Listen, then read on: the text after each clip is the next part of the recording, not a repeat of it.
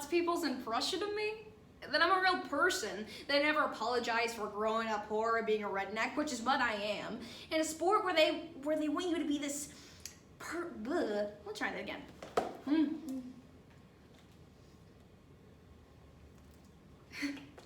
What's people's impression of me?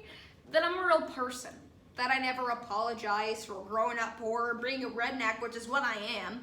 In a sport where the friggin' judges want you to be this perfect old-timey version of what a woman is supposed to be.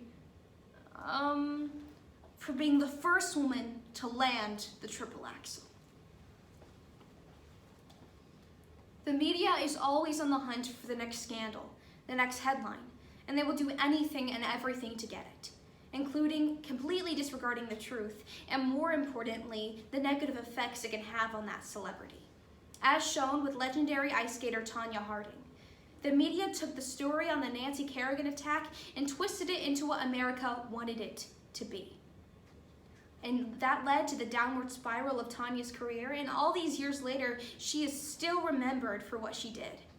Or rather, what she didn't do. Now she is remembered as the abuse she endured and not how she fought back. Based on an irony-free, wildly contradictory, and totally true interviews with Tonya Harding and Jeff Gillooly. I, Tonya, by Stephen Rogers. You do dumb things when you're young, like marrying Jeff. We met in an ice rink when I was young. I was 15. And he's really sweet in the beginning. I could kiss her. He told me that he loved me. And I believed him. He was the first boy I ever loved. The only catch was he beat the living hell out of me. But I thought, my mom loves me. She hits me. It's just what I knew. And the wedding seemed nice. It made sense at the time. I could have insurance, good benefits all around, plus he had a car. I mean, I was doing 6 hours a day of practice, and then I did welding. I ran a forklift. But now I could just skate like all of those other girls. But after the triple, everything changed. Most people don't understand how insanely difficult it is to even attempt a triple axel. I mean, there was a reason that no one was doing it. You skate backward, then take off forward from a forward position on your left leg, and then hurl yourself blindly in the air for 3.5 rotations like a lot of shit, and then land on the opposite leg on the outside edge of a razor-thin blade. It was totally the most awesomest thing, because leading up to it, you're like, I can't do it, I can't, and then BAM! I can. And I was loved. I can't describe how that felt. I mean, for the first time, I knew I was the best figure skater in the world. At least, at one point of time. I'm sorry no one really asked me about this anymore. But the Jeff I fell in love with was gone. If I got up in the morning, I got hit. If I took a shit, I got hit. He didn't need a reason anymore is what I'm saying. I mean, things were getting out of hand. We were fighting the whole summer and I called the authorities on him. And finally, I got a divorce. And I thought it was my fault.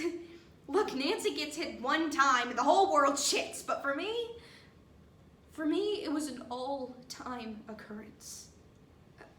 Can I just interrupt for a second about a word for Nancy Kerrigan? It will just take a moment. Nancy and I were friends. We were roommates sometimes on the road, but the press wanted her to be the princess and me to be the pile of crap. To sell papers. I had just had enough.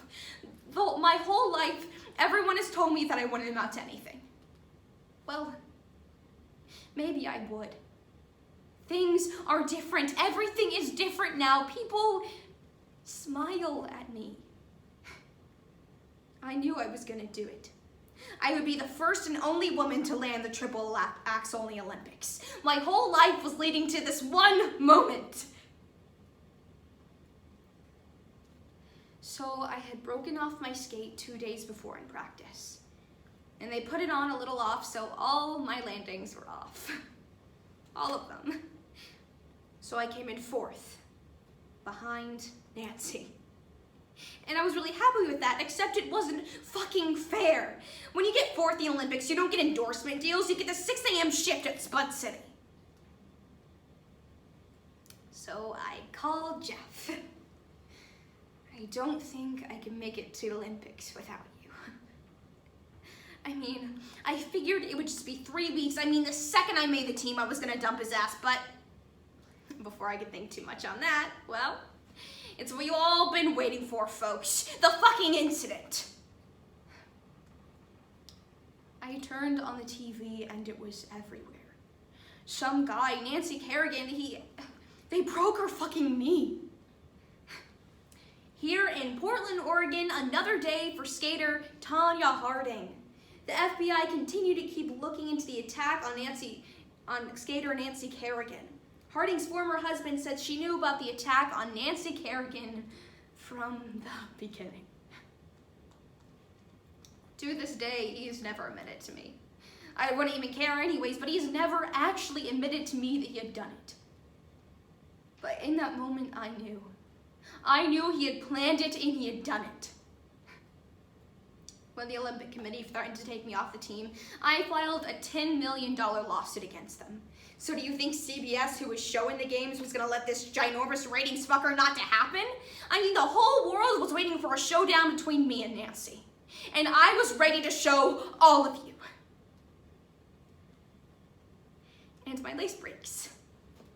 Which I guess is my fault, but really, it kind of isn't. Because I go out there and I do the same stuff as everyone else, but I don't get the marks because I didn't have a shot with the judges to begin with. It was a big story. But I don't need a big story. I'm a big story on my own when I skate.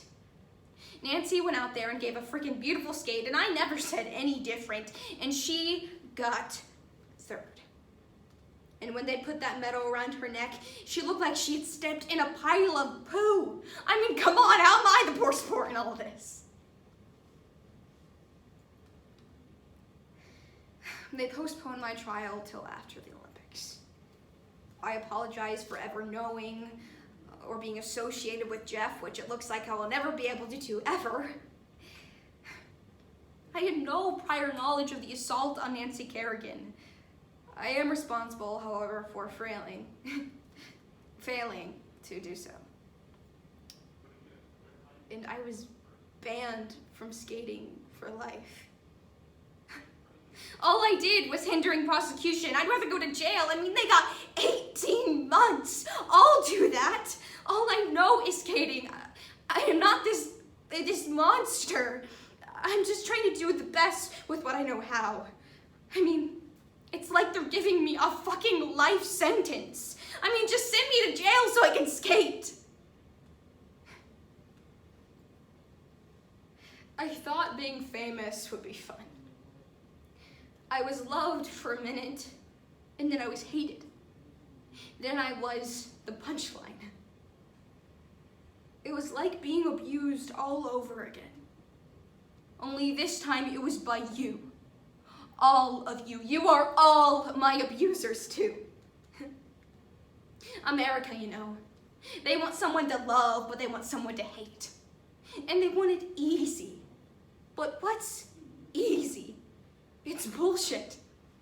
The haters always say, Tanya, just tell the truth. But there's no such thing as the truth. Everyone has their own truth, and life just says whatever the fuck it wants.